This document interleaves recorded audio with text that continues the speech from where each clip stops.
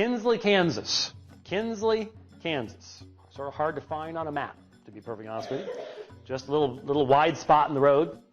And we'd go out there during the summer, and you'd see these fields, and you'd see how they were plowed, but you could always tell, well, the harvest machine's this big, and when you turn a corner, there's sort of a spot there that doesn't get caught. And so there would be, you'd see how they would even plow the field to try to minimize that as much as possible. You wanted to get as much done as you could, but the reality is that the commandment is you're to leave a little something there. Why? So the poor can come. The poor can get some grapes in the vineyard. And if some fall on the ground, you're not supposed to pick them up. Oh, well, wow, you're making the poor pick them up. Yeah, that's what you're making them do. But you're providing them with sustenance. If they're willing to do the work, they can provide themselves with food. They can eat. That's the important part. And the idea is you don't send them out there and say, I want every single grape. I want every single head of grain. You just make sure that there's nothing left, because I want it all. This was a mechanism of helping to care for the poor in the land, was to provide it. They had to work to get it, shocking as that may be, but it was something that was provided in God's law. And what does it demonstrate? That there is a likeness to the God who has been so kind to redeem an unworthy people. If we are to be like Him, then we respect the elderly, we respect our parents. See, all these things reflect upon our God and our desire to be like Him. And so I think there is a connection. I think there is something that puts all these things together and allows us to see these things together. But let me please note one other thing before we start looking at specifically and working through the chapter as best we can in light of the different topics that are presented. Some of you may have heard a fairly lengthy response that I did a few weeks ago to a Baptist ethicist, a scholar from Mercer University by the name of David Gushee. Dr. Gushee has become a advocate of homosexuality and quote-unquote gay Christianity in our day. And he gave a presentation at a particular forum last year, and I responded to that entire presentation on my program. And at one point, I could not help but with some level of humor note his statement. He basically, toward the conclusion, was saying that if we really want to reflect Jesus' love for all people, if we really want to be representatives of Christ, then we need to stop quoting texts from Leviticus and start loving our neighbor as ourselves. Think about that for just a moment. Let me remind you of Leviticus chapter 19, verse 18. But you shall love your neighbor as yourself. I am Yahweh.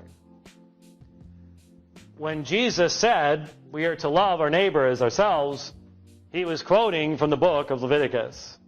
He was quoting from this very chapter, which is sandwiched right between Leviticus 18 and Leviticus 20, which, of course, are the two chapters that he was saying we need to stop quoting from in the first place.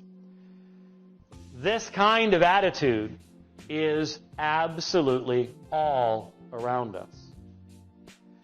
And you may not realize it yet, but you will discover over the next couple of months or years that if you have dialogue and communication with people that you thought were right with you in their views of the Bible, profession of faith and the lordship of Christ, Christian ethics and morality, in reality there is a gulf fixed between you.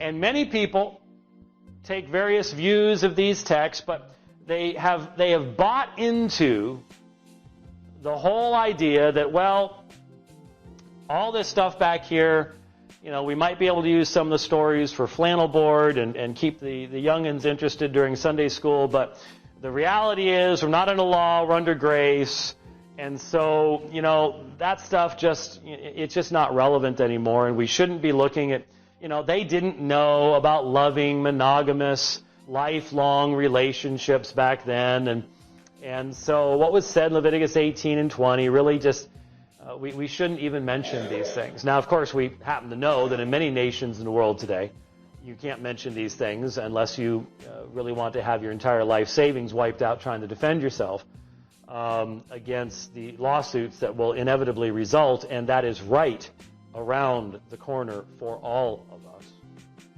I truly believe that to be the case. I'm not trying to be a scaremonger. I truly think that it is the case. But this idea that, in essence, you can dismiss what we have in Leviticus because, we all wear shirts that have mixed material. And so if that's verse 19 and verse 18 is love your neighbor as yourself, we just can't see any connection between these things. And so we just can't really make these things normative any longer. It's just ancient morality, and it was relevant once, it's not relevant to us today. Many people have already adopted that view. Sadly, I would say a large portion of evangelicals have probably not even read all the way through Leviticus 19 or all of Leviticus itself, or if they did, they've already forgotten it. And so they don't recognize that to say that Leviticus no longer has anything to say to mankind in the 21st century is to say that love of neighbor, respect of parents, treatment of the stranger in the land, all of the tremendous, positive, absolutely necessary for any society to flourish, positive teachings of this text, likewise, have no moral bearing any longer as well. So obviously, on just a very basic level, if I were to have someone say to me, we just can't take that stuff seriously anymore, I would say, so you can't take seriously respect for father and mother? You can't take seriously proper payment to the worker? It's fascinating. I've got a lot of political liberals that love to dismiss the book of Leviticus, but I'm little